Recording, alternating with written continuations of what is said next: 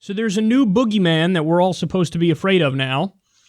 Trump says the FDA to ban flavored e-cigarettes. Now, it's not just Trump, actually. It's also some Democrats getting in on the fun here.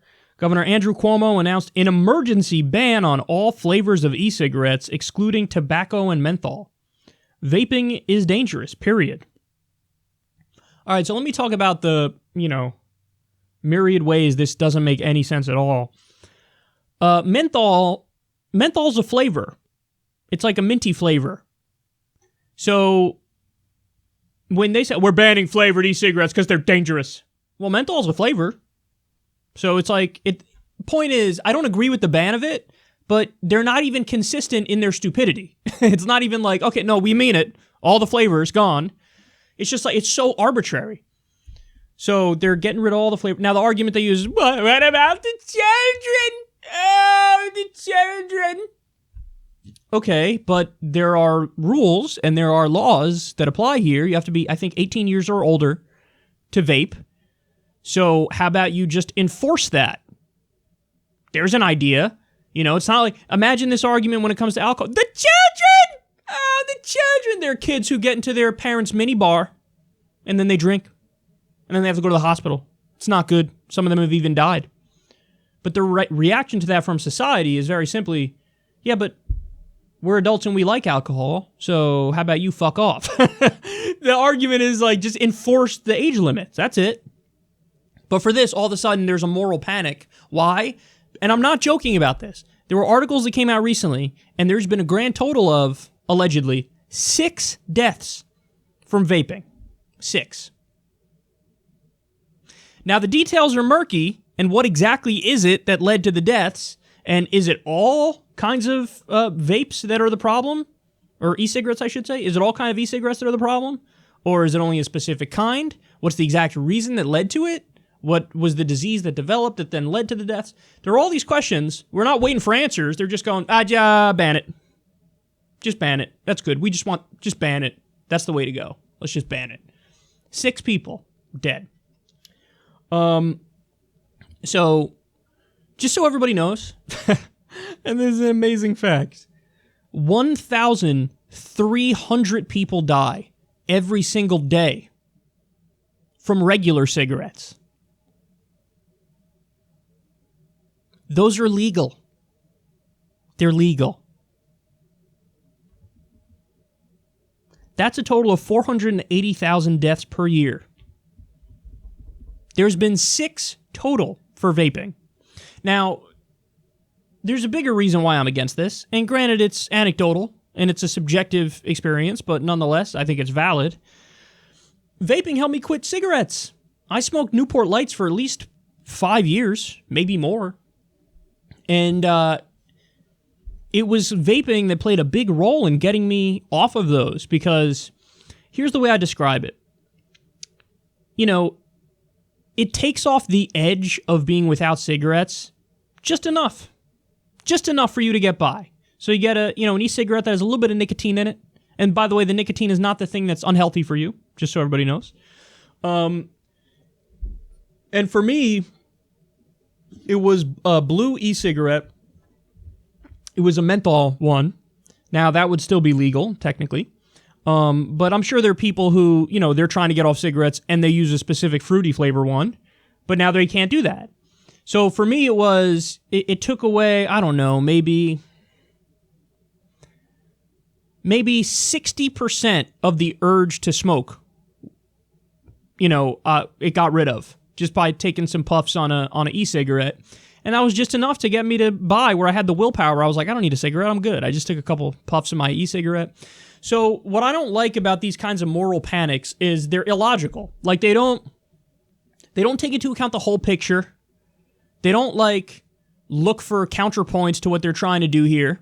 That's definitely a dynamic where people have quit cigarettes because of e-cigarettes, even the flavored ones. Now, they would argue, but also in the opposite direction it works, which is true. There's some kids who start by vaping and then they get to a point where they will graduate to actual cigarettes. And so it works in the other direction too. It's a gateway out like it's a gateway in, But then the question becomes, it's an empirical question as to, well, which one outweighs the other? Are there more people that quit cigarettes because of it, or are there more people that get into cigarettes because of it?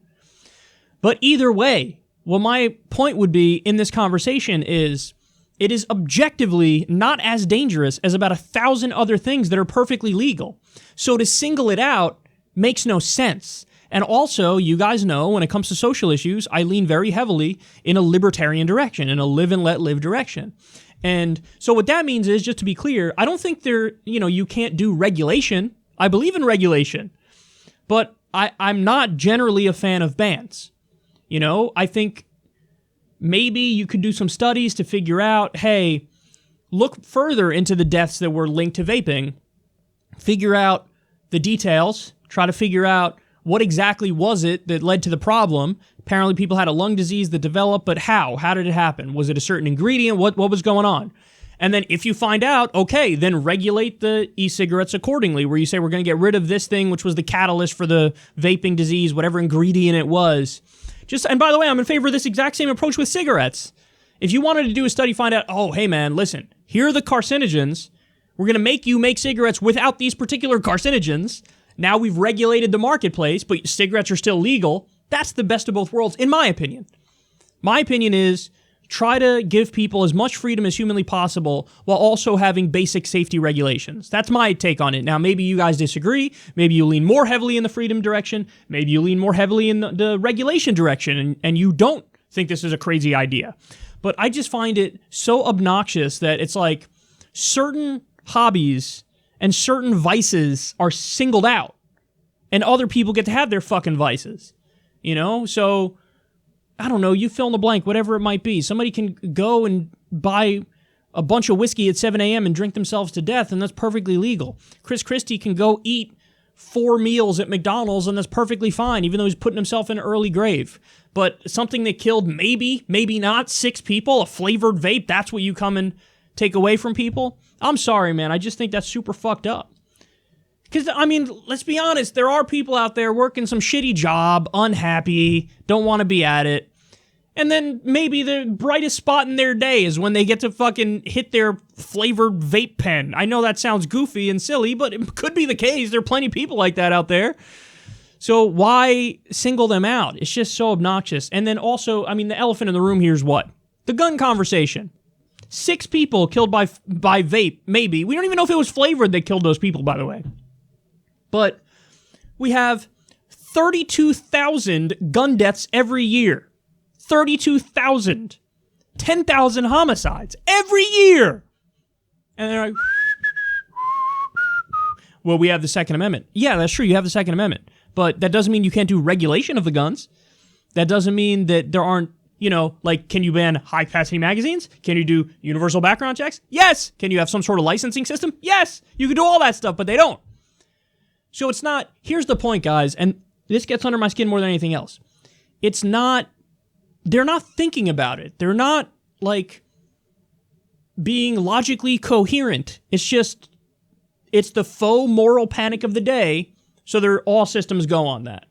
And I know, again, e-cigarettes help me, so I'm biased in the direction of e-cigarettes, but this is also like when the FDA randomly one day was like, Kratom, we're going to go after Kratom. Well, I use Kratom, I like Kratom, and it's a wonderful, supplement.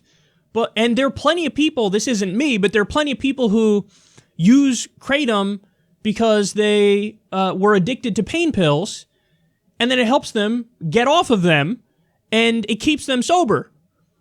And so it's like a medicine as well as something that can be recreationally used. But the FDA, when it was like, ban it, we don't like it. What? And you couldn't help but get the thought that, hey, maybe this is because this is cutting into the profits of the pharmaceutical industry, for example. Hey, maybe they're cracking down on the flavored vape here because it's cutting into the profits of the cigarette companies. It could be that that's the reason why.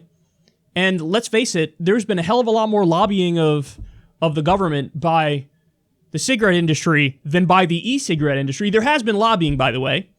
It's been, I think, a little under $2 million worth of lobbying from the e-cigarette industry. But there's no doubt that over the years, the cigarette industry has lobbied way more. So it's one of those things where it's like, are you just saying you're getting in the way of my profits, so we're going to try to ban you? I don't know, but whatever it is, I fucking hate it, and it really annoys the shit out of me. And I'm so tired of... You know what I want the government to do? I want the government to take care of the basics for me. That's what I want. I want the government to set reasonable parameters in a society. So I want the government to say, hey man, you're never going to go bankrupt from medical bills. We're not going to let that happen. Hey man, look at this wonderfully paved road that we have in front of your house. Isn't that great? Isn't that lovely? You can get places because your tax money paid for this. Hey man, we got cops. We got the fire department. We don't think student debt should be a thing. We're going to have free college. These are the things I want the government to do. I do not want the government to be, a strict nanny where they're like, I don't think you should have that. Oh, I don't think you should have that either. Now, again, you could do safety regulation, totally fine with that. But bans? Why? We don't like that thing, so we're going to stop it. Okay, then don't have it. You don't like flavored e-cigarettes? Fine, fuck off, don't have it. But what if somebody does? We don't like that. We're going to ban it. We don't like it. We're against it. So many other things that they could be doing, that they should be doing, that would save more lives, that would be more reasonable. Guys, 30 to 45,000 people die every year because they don't have access to basic health care. So let me rephrase that. Because we don't have Medicare for all, 30 to 45,000 people die every year. Is the governor of New York going, executive order, we're going to set up a state Medicare for all system now? Is Donald Trump and the FDA, deaths, so many deaths, we got to get a Medicare for all system? No. It's arbitrary. It's silly. It's dumb. It doesn't make sense. And it's really pathetic.